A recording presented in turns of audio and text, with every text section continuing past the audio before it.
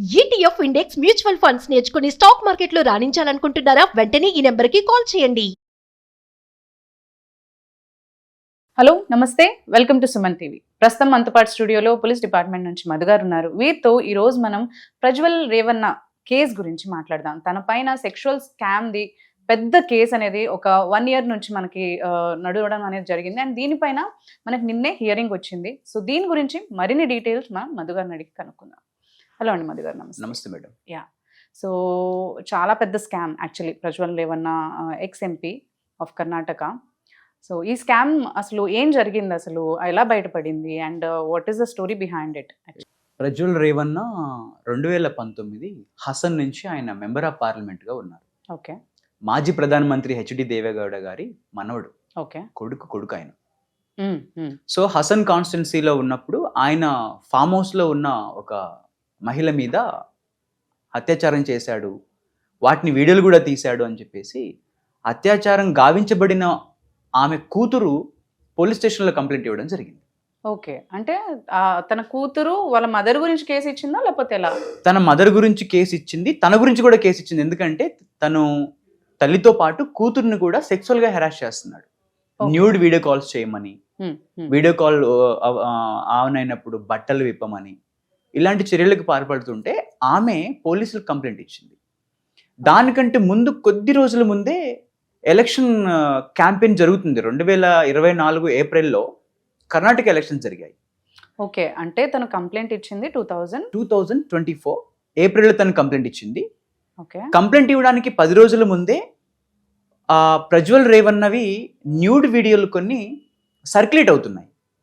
Okay, election campaign. Exactly, election campaign నడుస్తుంది. Karnataka assembly ఎన్నికలు జరుగుతున్న నేపథ్యంలో అపోనెంట్ టీం వాళ్ళు అతని వీడియోస్ సర్క్యులేట్ చేస్తూ ఇతనికి ఓటు వేయొద్దు అని చెప్పేటువంటి ఒక ప్రచారం జరుగుతుంది. ఆ ప్రచారం జరుగుతున్నప్పుడు ప్రజ్వల్ రేవన్న గారు ఏం చేశారు అంటే డైరెక్ట్ గా ఎలక్షన్ కమిషన్ ని ఆశ్రయించి దీని మీద విచారణ జరిపించాలి, నా ఇమేజ్ ని డ్యామేజ్ చేస్తున్నారు అని చెప్పేసి ఆయన కంప్లైంట్ ఇవ్వడం జరుగుతుంది.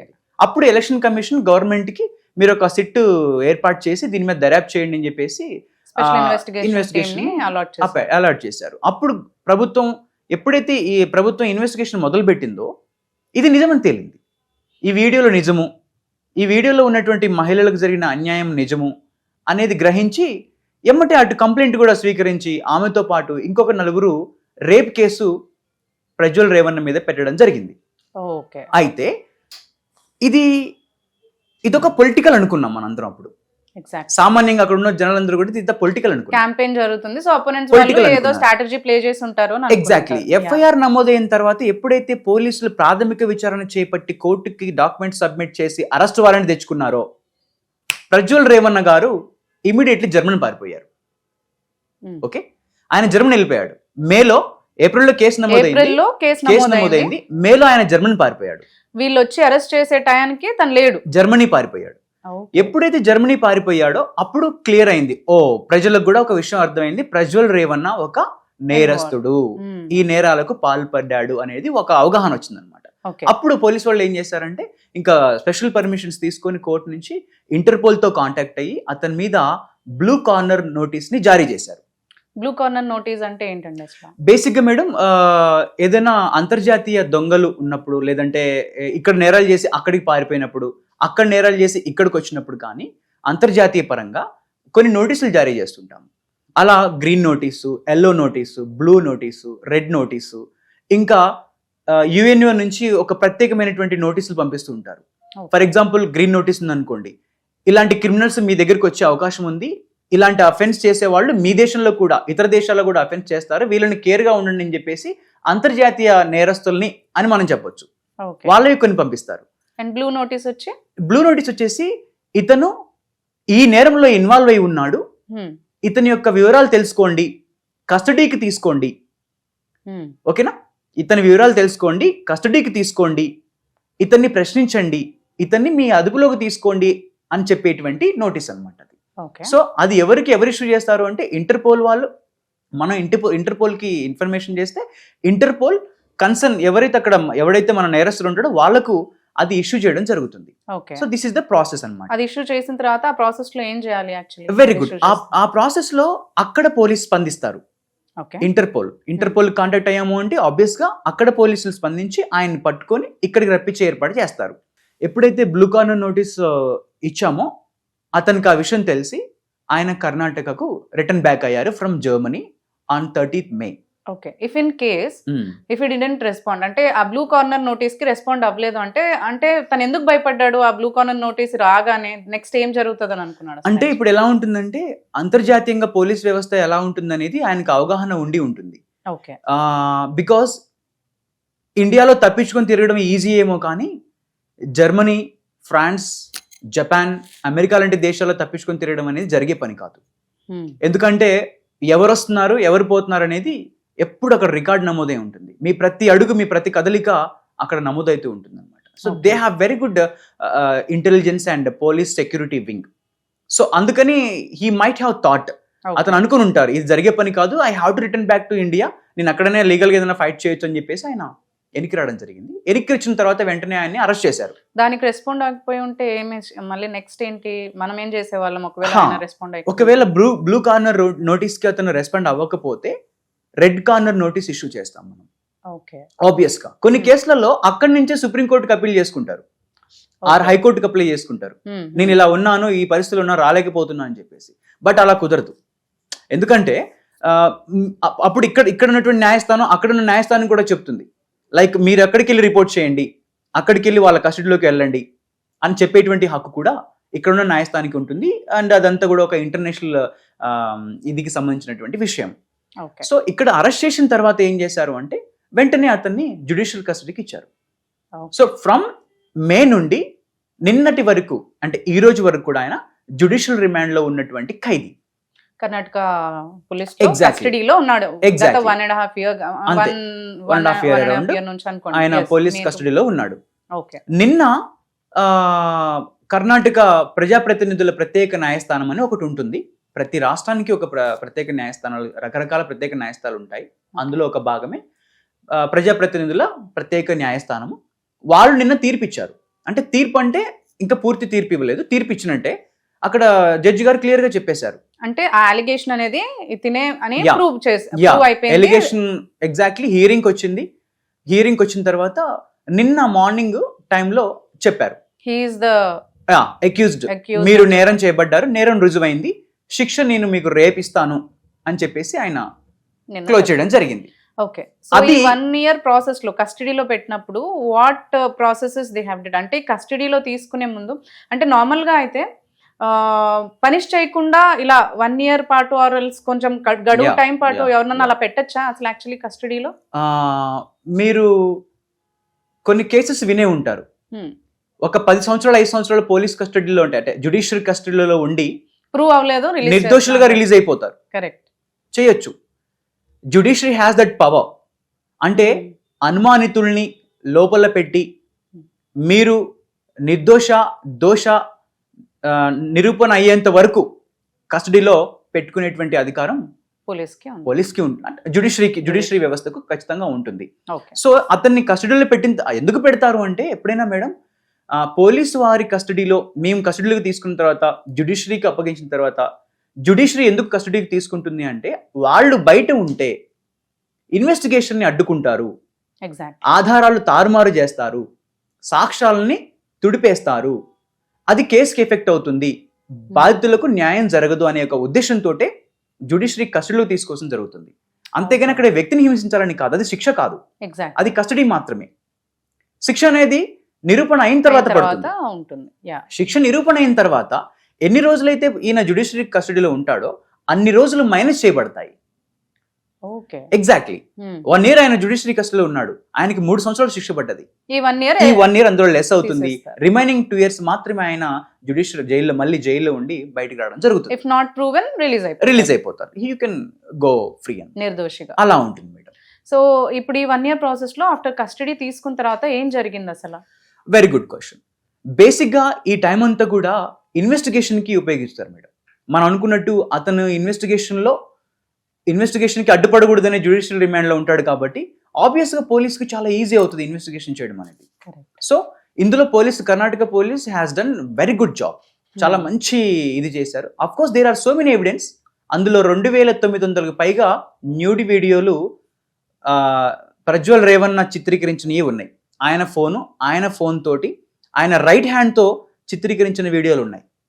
ఓకే, సో ఎక్కడ స్వాధీనం ఎవిడెన్స్ చేసుకున్నారు actually? అవన్నీ కూడా ఇన్వెస్టిగేషన్కి వెళ్ళినప్పుడు ఆయన ఫామ్ హౌస్ లో పెన్ డ్రైవ్ దొరికింది మేడం.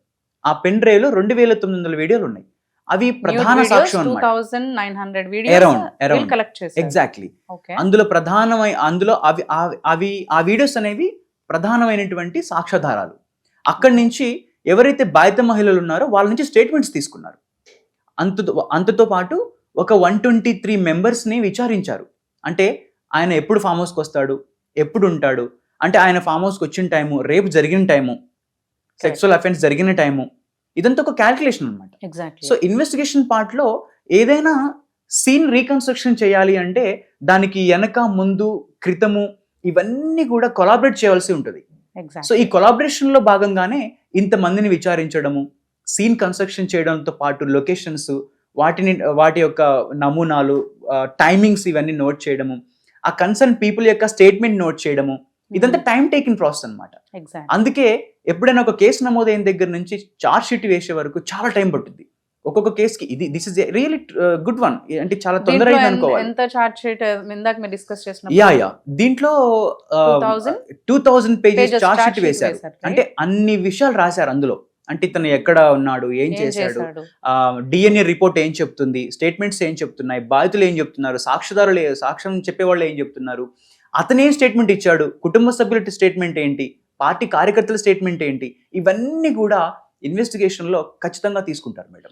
ఎగ్జాక్ట్లీ. ఇప్పుడు ఈ పెన్ డ్రైవ్ తీసుకున్నారు అని అన్నారు. నెక్స్ట్ ఆ పెన్ డ్రైవ్ లో ఉన్న వీడియోస్ ఇవన్నీ కూడా తను తీసినవే ఆర్ హీఈస్ ఇన్వాల్వ్డ్ అని ప్రూవెన్ ఎలా చేస్తారు? అసలు ఫస్ట్ థింగ్ ఏమవుతుంది పెన్ డ్రైవ్ లో అలా కలెక్ట్ చేసుకున్న తర్వాత ఎవిడెన్సెస్? బేసిక్ గా మేడం పెన్ డ్రైవ్ లో ఉన్న వీడియోలని ఫోరెన్సిక్ ల్యాబొరేటరీకి పంపిస్తాం. ఓకే, అంటే cyber forensic laboratory. There are 2 kinds. ఒకటి సైంటిఫిక్ ఎవిడెన్స్ కోసం ఏదైనా ఫారెన్సిక్ ల్యాబొరేటరీకి పంపిస్తాం మేము. ఓకే. సో ఆ ఫారెన్సిక్ ల్యాబొరేటరీలో ఉన్నటువంటి ఎక్స్పర్ట్స్ ఆ వీడియోస్ ని పదే చూస్తారు. ఓకే. ఆ వీడియోస్ లో ఉన్నటువంటి వాటిని జూమ్ చేసి వాటిని ఫిల్టర్ చేసి బాడీలో ఏమన్నా అవి మార్ఫ్ చేశారా లేదా, అవి అథెంటికా కాదా, ఎవరి ఫోన్ నుంచి, ఎవరి ఐడి నుంచి, ఏ టైంలో, ఎంత నిడివి, అదంతా కూడా డాటా ఉంటుంది. మార్ఫ్ చేశారని కూడా మిస్లీడ్ చేసి ఉంటాడు. ఎగ్జాక్ట్లీ. అది మిస్లీడ్ చేయొచ్చు. కాబట్టి అవి అథెంటికా కాదా తెలియడం కోసం అని చెప్పేసి ఏ ఫోన్ల నుంచి వచ్చాయి ఒక ఐడి క్రియేట్ అవుతుంది. మీరు ఎప్పుడు వీడియో తీసినా కూడా ఆ వీడియోకి ఒక చిన్న ఐడి కొన్ని క్రియేట్ అవుతుంటాయి అన్నమాట. సో ఆ టైమింగ్ క్రియేట్ అవుతుంది, ఆ లొకేషన్ ఆన్ చేస్తుంటే లొకేషన్ కూడా పడుతుంది. So those are the evidences అన్నమాట. అంటే ఈ వీడియో జెన్యూన్ అని కోర్టుకు చెప్పడానికి ఫోరెన్సిక్ నిపుణులు దాన్ని పరీక్షిస్తారు.